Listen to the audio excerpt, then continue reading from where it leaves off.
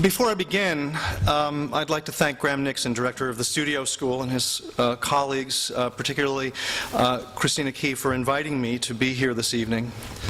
And also thanks to Joanne Bryant-Reed, co-director of the Romare Bearden Foundation, for the loan of helpful research materials, and especially to Russell Goings for his unstinting generosity and assistance.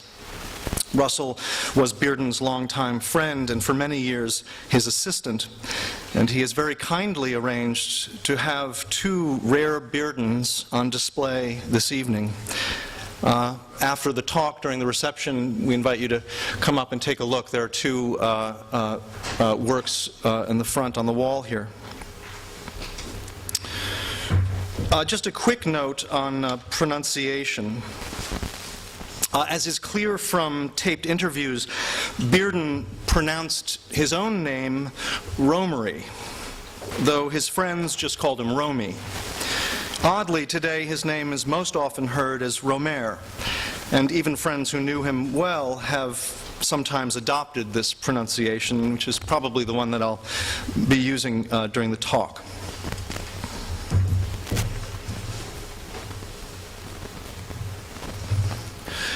Like a character from one of August Wilson's plays, which his paintings helped to inspire, Romare Bearden loved stories. He loved the telling of them, recounting them with relish, ebulliently, and he loved the stories themselves, not only for what they told about his life, but also for the lessons they imparted for his art. Bearden's particular brand of storytelling, the distinctive cubist narrative style he developed in his paintings and collages, is unique in American art. It's also uniquely American. And though the story of his paintings ends in Harlem, by way of Pittsburgh, North Carolina, and even St. Martin in the Caribbean, it begins way back with the ancient Greeks, and as far distant as Wang Wei's China and Manet's Paris. Or, as his friend, the photographer Frank Stewart, said of Bearden's wide knowledge of the history of painting, he knew from caveman on up. Here's one of the stories that Bearden liked to tell. It's 1950. And Bearden, then in his 30s, had traveled to Paris on the GI Bill, ostensibly to study philosophy at the Sorbonne, which must have been tricky given his limited command of French. In fact, he had gone as a painter with some early acclaim and a few gallery shows to his name. He had come with letters of introduction from his dealer, the legendary Samuel Coutts. Excuse me one second. Something very strange has happened with the footnotes. He had come with letters of introduction from his dealer, the legendary Samuel Coutts, to Picasso, Braque, Matisse, and Brancusi, with whom he used to shop for groceries. While he made no paintings during his time in Paris, his passionate immersion into the life of the city had a lasting effect on his work. His first meeting with Matisse did not go well. Bearden made something of a well-intentioned and, in retrospect, rather hilarious faux pas. Having understood from a friend that Matisse loved chocolate, Bearden bought some as a gift from the Army PX. He had served stateside during the war in an all-black infantry division based for some time in Harlem, where his job was to protect the subways against sabotage. When he gave the chocolate to Matisse, the great man's reaction was not what Bearden had hoped. Matisse apparently did not care for American chocolate. Who could blame him? Awful stuff, Matisse had said, and the interview never recovered. Bearden saw Matisse 2 or 3 more times in Paris, he has said. The last time made a deep impression and was more of a sighting than a meeting. That could only happen in Montparnasse, or maybe Trastevere. One certainly can't imagine it happening these days in Greenwich Village. Bearden was sitting outside the Dome Cafe when Matisse, then in his 80s, came walking by, balanced on the arm of a younger man, and accompanied by 2 women, possibly artists' models. Someone in the cafe said something to the effect that the maestro was passing by, and the waiters spontaneously began to applaud. And when Matisse was told that this applause was for him, he walked over and shook everyone's hands. Now, Bearden prized this story, I suspect, for two reasons. First, for the thrill it suggested at being in a place where artists meant so much to people. It wasn't Maurice Chevalier or Brigitte Bardot, Bearden later marveled. It was a man who changed the way that people saw life. The second reason is that the episode became something of a foundational story for Bearden's life as an artist. Bearden emerged out of an American modernist tradition based in New York, but which had looked to Paris for inspiration. Whoever you need for help is who you like, Bearden said, and his passion for Matisse and Picasso, for Cézanne and Jean Elian, to say nothing of Rembrandt and the old masters, would prove both formative and sustaining. Bearden, in his turn, had also changed the way we see life. This is three folk musicians from 1967, and then jumping back 3 years to 1964, we have Trio. And here's a game we'll play just for a second. Fix your eye on one aspect of the work. Oh, sorry.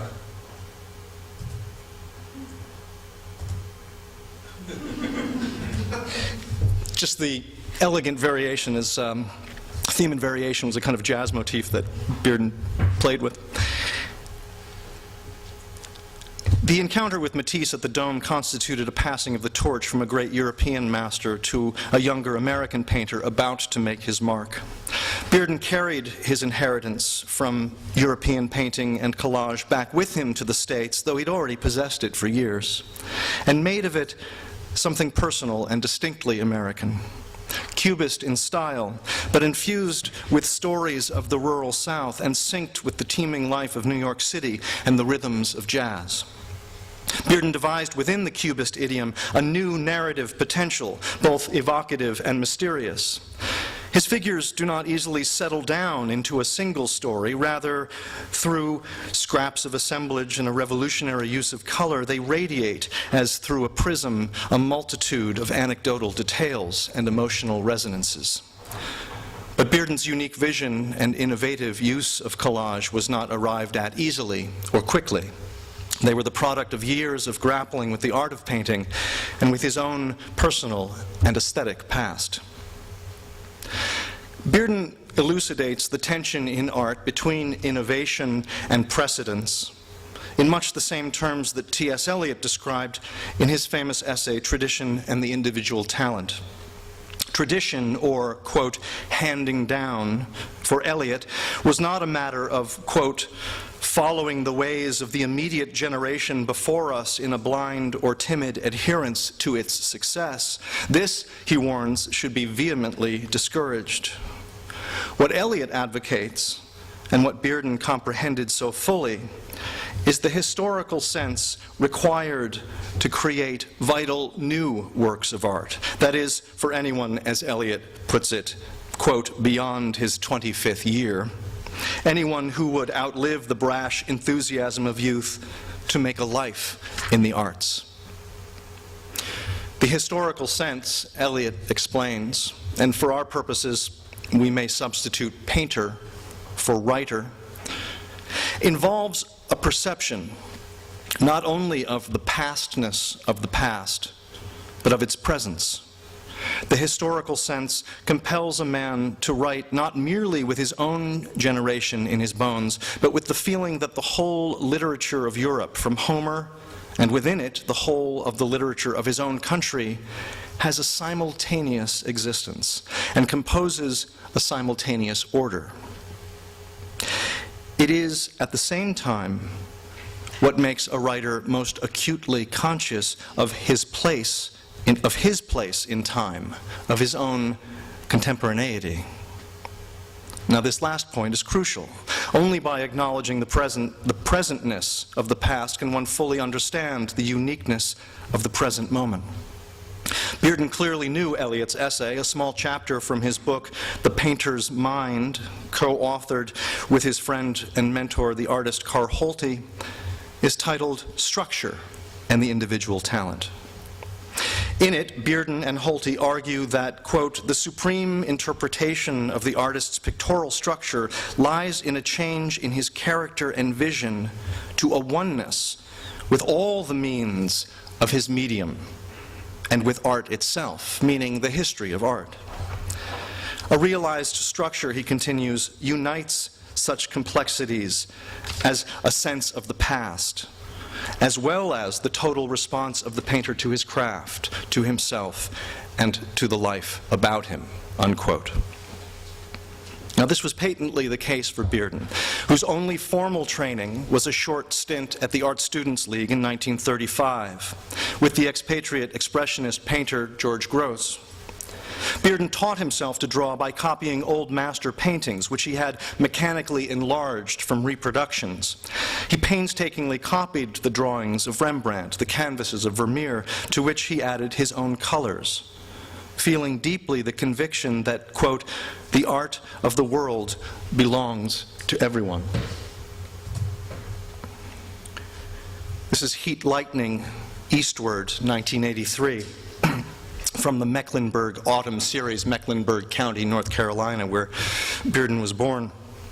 In this slide, Bearden riffs on the composition of Manet's Déjeuner sur l'herbe, even down to the cocked elbow of the reclining man, yet the painting feels fresh, the colors strikingly original.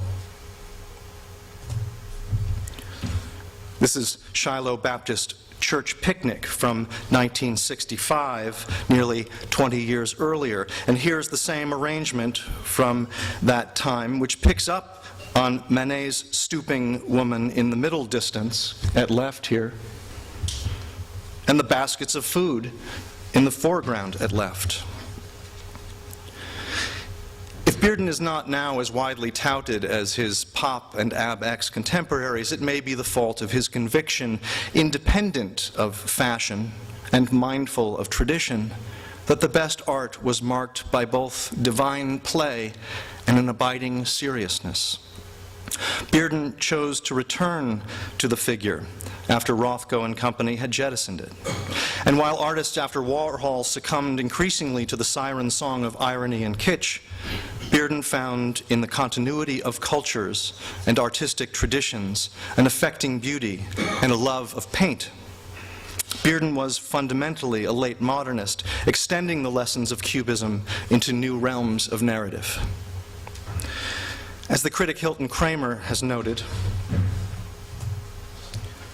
Bearden makes use of forms that, quote, derive originally from African art, then passed into modern art by way of Cubism, and are now being employed to evoke a mode of African-American experience.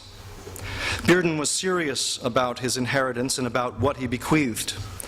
As one precipient reviewer put it, Bearden, quote, is not playing games. With a gentle sympathy, he explores his culture and our culture with the delicate sensuality of a good physician feeling for broken bones. Bearden was always keenly aware of his lack of formal training, and he worked hard to make up for it. He continued to copy from reproductions for over 3 years, looking back to the Annunciation of Duccio, and from there forward to the shifting plains of Cézanne.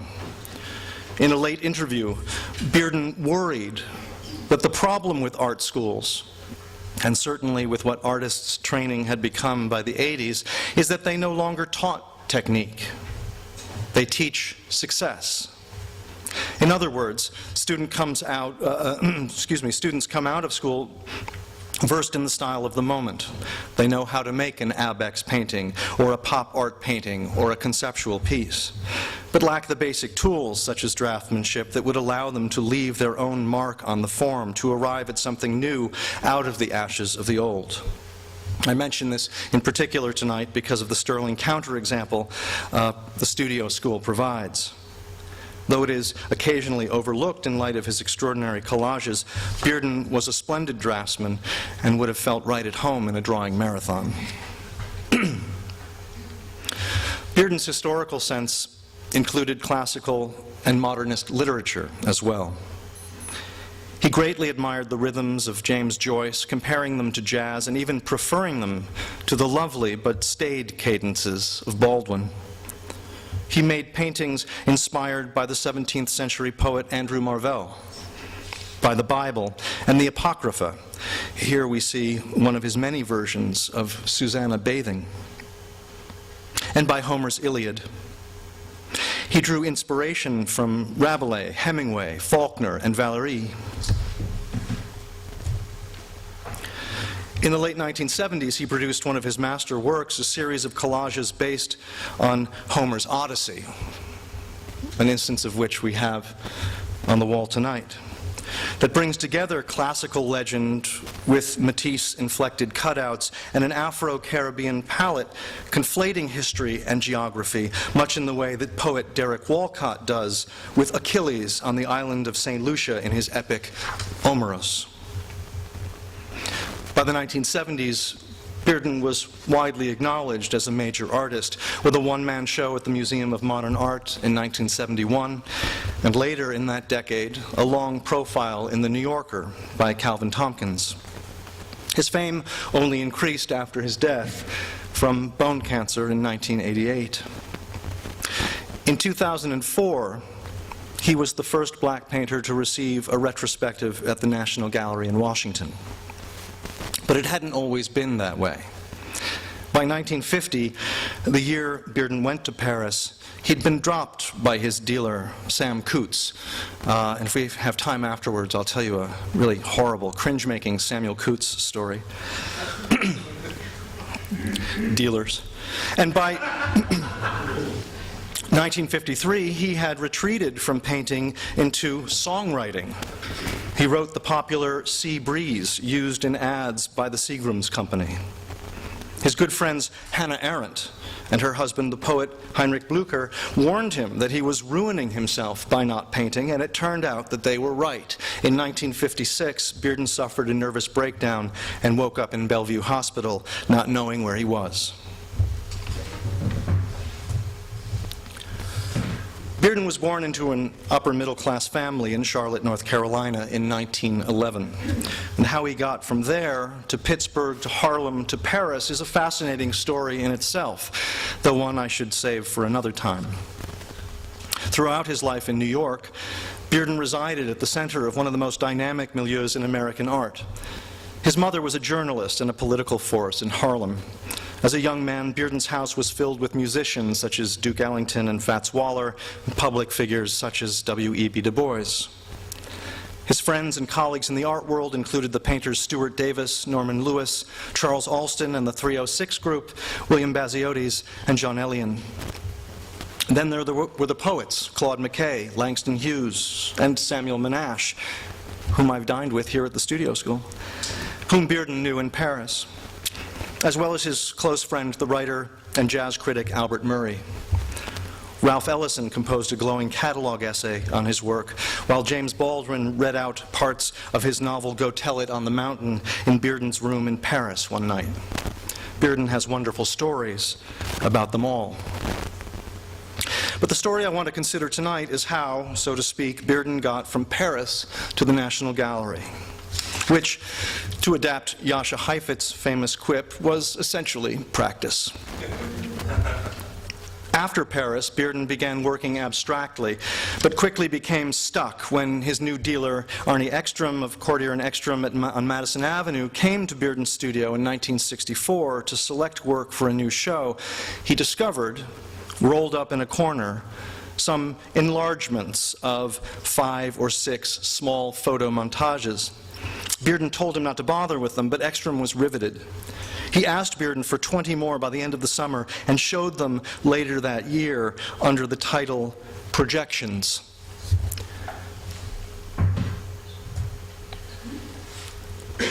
This piece, The Prevalence of Ritual Tidings, is one of the smaller collages of paper with graphite on cardboard, about the size of a piece of typing paper.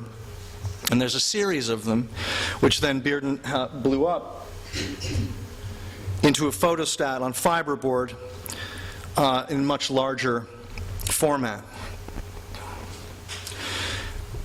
Whenever Bearden hit a wall as an artist, it was the stories and characters remembered from childhood that got him back on track.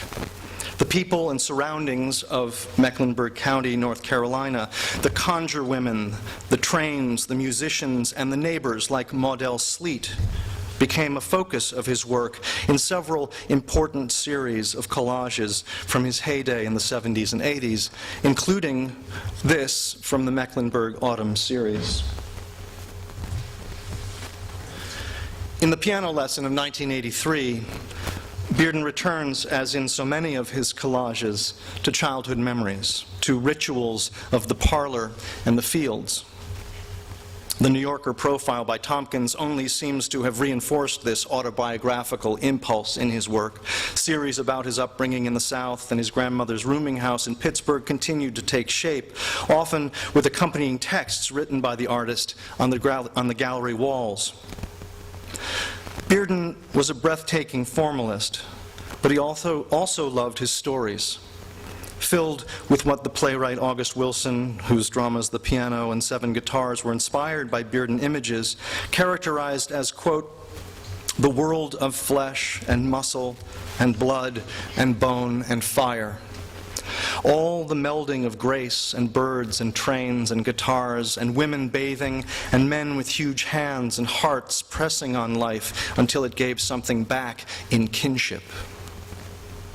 It is this quality of narrative made from, quote, scraps of paper of line and mass and form and shape and color, call it prismatic or cubist narrative, that is Bearden's unique contribution to the form. The central tensions of Cubism engaged Bearden throughout his career. As enunciated by the critic Clement Greenberg, they are the tensions between flatness and depth, between the suggesting of illusion and the dashing of illusion, in such a way as to create both energy and formal poise. These were the very tensions that had occupied Picasso and Braque as they moved from their earlier discoveries in analytic cubism in around 1906 to 1911 to the collage and sculptural elements they introduced into what became known as synthetic cubism after 1913. This is a Braque collage. As Greenberg puts it, and I'll read a slightly longer quote from Greenberg here. In later collages of both masters, Picasso and Braque, a variety of extraneous materials are used, sometimes in the same work, and almost always in conjunction with every other eye-deceiving and eye-undeceiving device they can think of.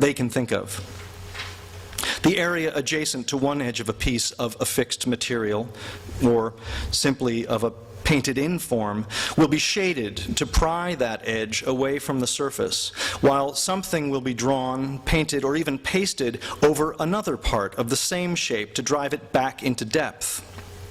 Planes defined as parallel to the surface also cut through it into real space, and a depth is suggested optically which is greater than that established pictorially. All this expands the oscillation between surface and depth, so as to encompass fictive space in front of the surface as well as behind it. Flatness may now monopolize everything, but it is a flatness become so ambiguous, so expanded as to turn into illusion itself, at least an optical, if not properly speaking, a pictorial illusion. In a conversation with his biographer Myron Schwartzman in the mid-'80s, Bearden discussed piano lesson in much the same terms. He talks of the interplay between depth and flatness and how he, quote, tipped the picture to lay the piano in a kind of perspective going diagonally. And to compensate for that, he says, I had to bring things back on the frontal plane. You see the blue of the piano, and the other blue, which is this front piece at the left, is for that reason, to carry you back to the front. And sometimes I do that if it's going to bring it right back to the frontal plane so that things are more or less flat. This is the same technique that Matisse employed in his piano lesson of 1916, which Bearden clearly had in the back of his mind when he was working on his own picture. Matisse's compositional rhythms are lyrical and classically poised. As in the Bearden, it is the piano and the table at the upper right, as well as a chair in this case, that breaks the plane, while most everything else on the canvas works to return the eye to the flat horizontals and verticals. By contrast, the diagonals, which we see with the green here, lead the eye forward and behind. It is as if the pyramidal metronome on the piano is first writ large, then repeated, sometimes upside down, which you see next to the green passage, over the entire composition. The same in the Bearden. The piano breaks the line, while the columnar passages of blue and orange reassert the two-dimensionality of the work. The window behind is flat, but the slanting ray of light that breaks through it across the wall carries us both into and out of the room, just as the curtain on the left, with its undulant check pattern, billows forward into the room, creating volume. The same line of the curtain then extends downward and outward along the piano top, only to smack into the wall at left, which Bearden uses to anchor things back on the flat plane. As in the Matisse, the many strong verticals and rhythmically interspersed are rhythmically interspersed with pyramidal shapes picked up and echoing the metronome on the piano, the women's skirts, the space between the billowed curtains, the acute angles of the lime green throw rug. This is Black Manhattan of 1969. Bearden's compositional guideposts were not only modernist and cubist, he also looked continually to the old masters for ideas and solutions. As the critic and painter Mario Navis, who's in the audience this evening, reminds us, during Bearden's brief stint at the Art Students League, his admiration for Bruegel was so intense that fellow students started calling him Pete. Bearden said that he wanted to, quote, paint the life of my people as I know it, as Bruegel painted the life of the Flemish people of his day.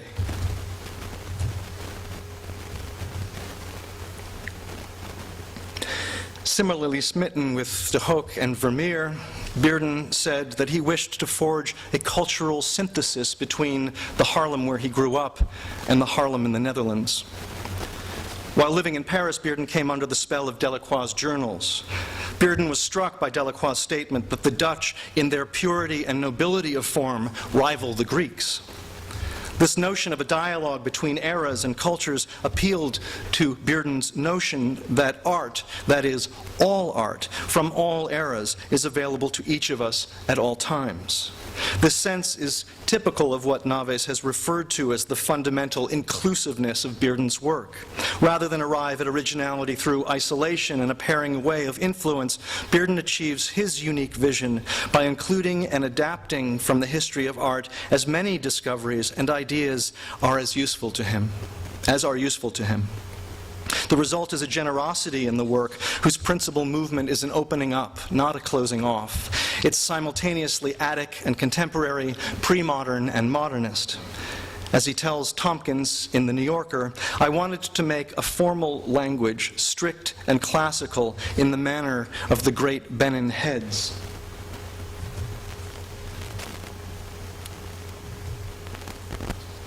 But I also thought that by using photographs that way, almost cinematically, I could create a sense of you are there, a documentary feeling that would have something to do with the speed-fractured tempo of contemporary urban life.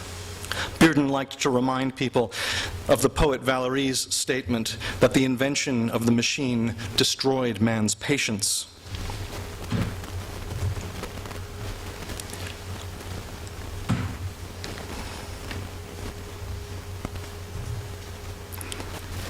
Bearden's particular brand of inclusiveness, both aesthetically and culturally, is an example in the visual arts of what the writer Pico Iyer has called tropical classical.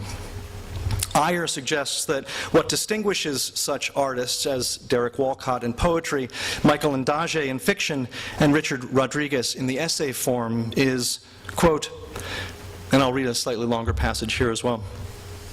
The ability to season high classical forms with a lyrical beauty drawn from the streets and beaches of their homes, to learn from the tradition of Homer and Augustine, respectively, and yet to enliven and elevate those dusty forms with the rhythms of St. Lucia, the colors of Sri Lanka, the love songs of the Latin South. Rather than simply rejecting the worlds into which they were born, or exalting them for their own sake, they try to find ways of having it both ways, of, in Walcott's terms, invigorating the classical forms he learned in school with his own West Indian words and names, while at the same time dignifying his beloved Caribbean with a classical high voice. Bearden's narratives, at once Homeric and modern, intimate and universal, have no social axe to grind. And by contrast, part of Jacob Lawrence's great strength as a painter is the deep effective power of his work as social narrative. Lawrence's paintings command a more conventional narrative style than Bearden's. Sometimes strange, always elegantly executed, his stories tend more nearly toward full articulation, whereas Bearden's scenes continue to unfold with ambiguity and possibility. This is Jacob Lawrence, The Fur Coat.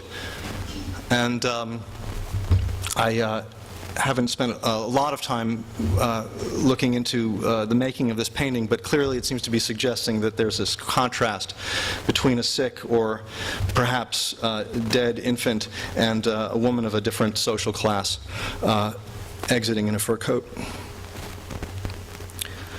Sometimes strange, always elegantly, oh sorry, excuse me. This is Monday morning. Frequently focused on daily ritual, meals, bathing, music, Bearden's fractured views and teeming interior spaces employ narrative elements that are often more vestigial and suggestive. A face in a window, a floating battery of eyes and hands, composite faces staring out through exterior walls, sometimes made up of a dozen or more pieces. For straight-up storytelling, Lawrence has enormous punch, giving us scenes we have little trouble decoding, while Bearden's pictures offer us less upfront. Yet somehow Bearden's stories, this is Evening Meal for Prophet Peterson, 1964, Bearden's stories are more active and replete dramatically, more universal, less moored to a moment in time, less compositionally final. His scenes gain power and poetry for being less determined. Bearden's composite faces and victoriously humane compositions invite us in, while eye-popping colors and elaborately layered figures lead us back toward the plastic and pure form. A delicate balance, as Greenberg says, of the cubists between eye-deceiving and eye-undeceiving elements. The enlarged head of a child begins to tell one story, then bared teeth taken from another face lead us to entertain a different possibility, even as an African mask introduces its own set of associations, rituals, and anecdotes. A giant hand expressive of a mother's outsized powers of nurture lends a documentary feel, while scraps of clothing and string return us to the synthetic quality of the work and to the presence of the artist's hand. Sorry, it's a long piece, so it's not very large. I have some details coming up. Not long before Bearden's first major museum retrospective opened at the Museum of Modern Art in 1971, he peered out from a friend's window overlooking Lenox Avenue in Harlem and made a few small sketches. The friend was the writer and critic Albert Murray, and the sure-handed, vibrant drawings made with an array of brightly colored felt-tip pens became the basis for Bearden's iconic collage, The Block, a series of 6 panels depicting low-rise buildings and storefronts on a single block between 132nd and 133rd Streets. The block, along with a clutch of preliminary sketches, was recently on view at the Metropolitan Museum of Art, part of the Met's permanent collection since 1978. It has now been returned to storage. And because of the fragile nature of the piece, composed largely of pasted paper susceptible to fading, it tends to be shown for only a few months at a time every 5 or 6 years. The pasted paper compositions adorning the masonite fiberboards, originally connected horizontally, now they're individually framed and preserved under glass, show, much like Achilles' shield, a cross-section of African-American life and culture north of 110th Street: apartments, stoops, a church, a barber shop, a liquor store, a funeral home. Bearden's buildings barely contain the teeming life within them, as figures composed of paint, colored and metallic paper, fabric, and cut-up photographs and photostats spill out onto the sidewalks. Bearden's subject is not, finally, brick and mortar, but experience. As he explained at the time, quote, "When I sketched this block, I was looking at a particular street, but as I translated it into visual form, it became something else. I lost the literalness and moved into where my imagination took me." Bearden envisions, often through mullioned windows or a cutaway section of facade, lovemaking, worship, children at play, and more fantastically, an annunciation, and angels carrying a haloed figure aloft. We see lovers kissing, a homeless man sleeping, a hunched figure sitting alone. Bearden looks past the buildings themselves to, quote, "the lives they contained within their walls."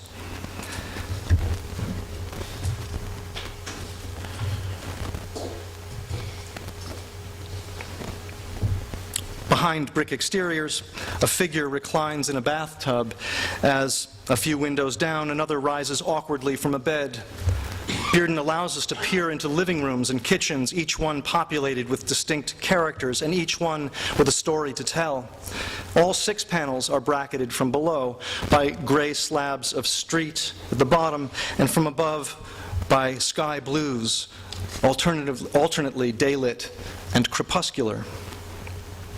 Bearden's formal control allows his domestic scenes to be intimate without becoming corny.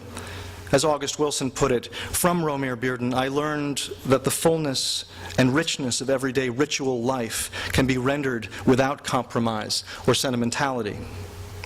The jazz techniques of call and response, the serial improvisation and variation, find a visual corollary in the piece. Bearden likened his shapes to the spaces between the notes. Rhythm provides a key into Bearden's work. The block takes its life from the energetic interplay of colored rectangles and the curves introduced by cut paper figures, lampposts, architectural ornament, letters, clouds. Note, for example, the procession of yellow discs as they occur in the work, appearing first as a halo,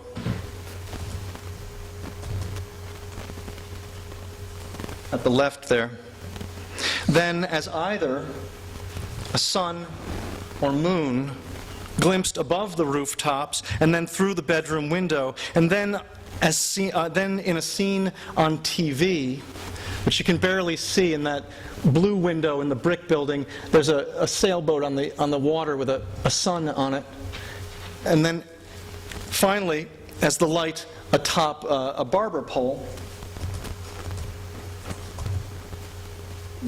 No. Oh, there. Sorry, there it is. Yeah. Just there on the left. Suns and moons suggest an aspect of Bearden's prismatic or inclusive narrative technique and its special representation of time, not only between eras from classical to contemporary, but even between different times of day within the same picture, as we see in the Block 2. This is 1972, which very clearly depicts a large moon on the right.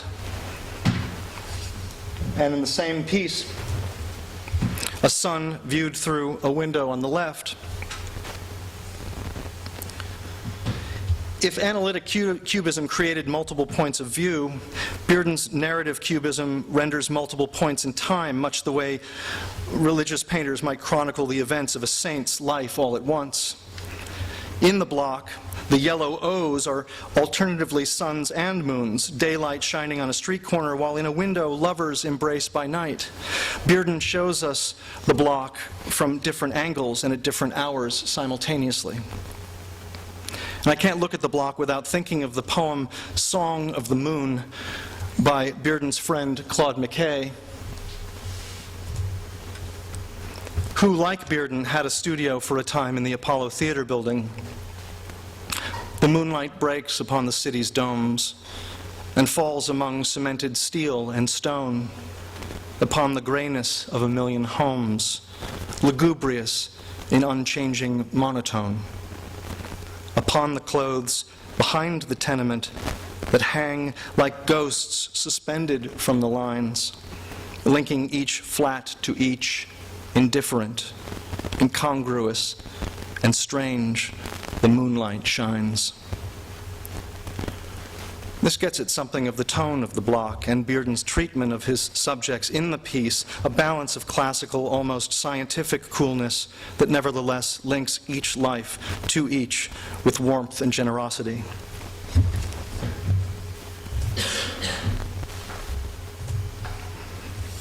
This is Sun and Moonrise, Sunset and Moonrise with Maudel Sleet. The perfect round discs of the sun and moon appear often in Bearden's pictures, sometimes transformed into a spotlight on stage or a street lamp.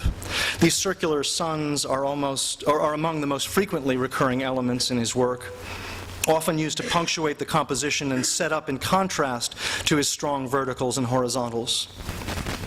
In Sunset and Moonrise with Maudel Sleet, 78, he depicts both the sun and the moon simultaneously, as actually happens during the full moon. One rises as the other sets, a phenomenon one tends to miss in the city, but can notice easily at sea or in a field.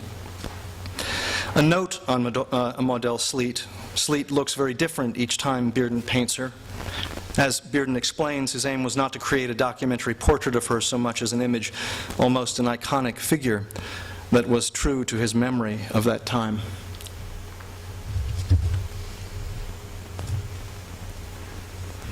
This is The Conjure Woman from 1977, which Russell Goings has very generously loaned to us this evening, and afterwards I invite you to come up and take a look at it.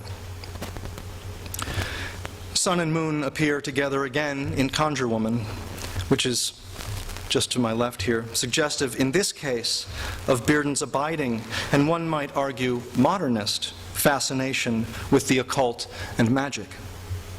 If Mondrian and Kandinsky had tended toward theosophy, Bearden's connection to the supernatural is through the Obeah women of the Caribbean, where his wife Nanette Rohan, where her family was from, and where he eventually had a house and studio. As a child, he had feared the conjure women of Mecklenburg County with their herbs and Delphic advice to the lovelorn, who, as Calvin Tompkins says, constituted a link in Bearden's work, quote, to the ancient mysteries remembered from Africa. These mysteries seem to have followed Bearden wherever he went. In Pittsburgh, a woman who lived near Bearden's grandmother was thought to be able to cast spells, and in Harlem, as recently as the 1930s, Bearden recalls, a performing magician named Black Herman who, like the mountebanks of old, sold roots and strange potions out of his Lenox Avenue drugstore. This is Conjure Woman from the Prevalence of Ritual series of 1964. At one point, Bearden even took, I'll probably go for about another 6 or 8 minutes. At one point, Bearden even took a professional interest in such mysteries. For more than 15 years, Bearden worked for the welfare department as a way to pay the bills, until in the 60s he was able to make a living as a painter. His job for much of the time was to keep track of the gypsy population in New York City, where they were settling, their difficulties and needs. And over the course of the years, he got to know many of the families. He saw a great deal of extreme poverty, further affirming for him that cultural separatism is, as Tompkins recounts in their conversation, as Bearden says, self-defeating. A sense of the occult was palpable in gypsy culture. As Bearden explained, quote, "We used to have an immigrant population coming in that believed in gypsy fortune tellers, and a lot of gypsies lived down on the Lower East Side around Orchard Street and the Bowery." I have to just digress for 1 second to tell you, give you a sense of the kinds of stories that Bearden encountered. One of the stories he liked to tell was that this reasonably well-off guy who wore a white suit, he looked kind of like Mark Twain, and Bearden would go to visit him, and he made the mistake once of asking him, what he did for work, and the man said, "Look at these hands. I've never worked a day in my life." This is Bearden talking now. His sons did repair work on milk pasteurizing machines, and they supported him in style. He just sat there all day listening to music on his hi-fi, and every hour or so, one of his daughters would come in with food, either Chinese food or barbecued spare ribs. After he'd finished, he would throw the ribs in the back room where there were some of the biggest rats I had ever seen. And he also had a rack full of guns. And now and then he would take down a rifle and start shooting at the rats. Not at them exactly. He'd wait until a rat got up on a piece of china, a cup, or a plate, and then he'd try and shoot it out from under him. Even when Bearden might have left this job to make a living as a painter, he hung on longer than he needed to, simply because he had grown close to so many of the families. He knew their stories. Bearden's fascination with the stories of his own people, led him to a further encounter with witchery and the occult through the Obeah women of the Caribbean. Much like he described with the gypsies of New York, Bearden observed that, quote, "In the Caribbean, it's like a volcano there. There's something underneath that still smolders. People still believe. And when you stop believing in the gods, they pack their bags and go someplace else. So Zeus and Poseidon and all the rest of them take off." His watercolors, painted when he was in St. Martin, where he lacked the space to paint in oil, included some of his most vibrant palettes. Bearden was always a commanding colorist. The passages of painted paper that we see in the block, muted and rubbed blues, purples, browns, and sea greens, make palpable the grit of pavement and old brick. The haunted and haunting paintings of the Obeah series were described in the New York Times by the critic Michael Brenson in this way.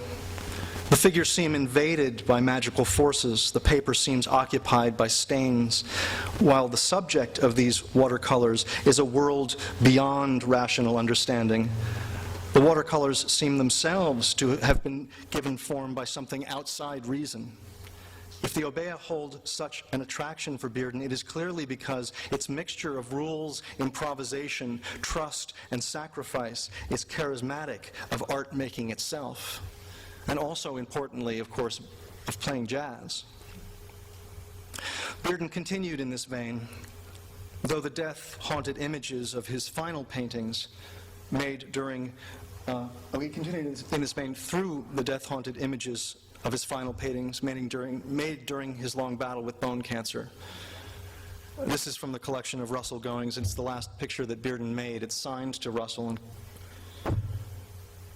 on Christmas, I believe. These last death-haunted images resonate with the same imagery that Derek Walcott uses in his poem To Romare Bearden, which was included, or reprinted, I should say, in the National Gallery catalog. The poem concludes, "In all religions, sacrifices matter, but to these rituals we ascribe malign reasons and primitive dreams. But as the lamb to Isaac, the ram to Abraham, all the tribes have laid on the threshold of heaven cocks, ewes, horned rams, to the force that has made the fountain of the blood in which we are born, and the harvest of our mortal seasons. For a shadow comes toward us all with its clean blade." Next year marks Bearden's centenary. And now more than ever, his work seems an essential part of the conversation. One couldn't help thinking of him at the recent exhibition at MoMA of Matisse' Radical Invention, which featured the museum's own piano lesson and as its centerpiece. Two current shows also bring Bearden to mind: Miro, the Dutch interior we met through January, and Abstract Expressionism at the Museum of Modern Art through April. Bearden got to know Miro, who's seated here on the left. In the middle is Carl Hohlt. This is Bearden on the stool. Miro was in New York in 1947 working on a project, and he used Holt's studio. Bearden describes him standing before a blank canvas, naked from the waist up, and that would be... That was after hours, the after party. Naked from the waist, a towel around his neck. Miro's boldness floored Bearden. Miro would block out a base color over the whole canvas, and he'd wear out 3 small brushes, just doing it all himself, very methodically. And from the gestures that emerged, the suggestions that he found painted into this background, he would begin to work up images in charcoal. And Bearden says, I certainly did not feel capable of doing what Miro did at the time, because it calls for sureness, a confident feeling that everything is going to turn out all right, and a way in which a kind of playfulness is kept moving throughout the composition. Bearden likens Miro's playfulness to divine play, which Schiller, he tells us, delineated as, quote, one of the real and true purposes of art. Miro's Dutch interiors are a further example of how an artist may steep himself in the past in order to discover a way forward for his own work, as Bearden did so often. And here's an instance with Cézanne. MoMA's AbX show, I'm just a page away. MoMA's AbX show includes one of Bearden's abstract paintings from the late 50s. Though its placement, I'm told I haven't seen the show yet, just outside the main exhibition is telling.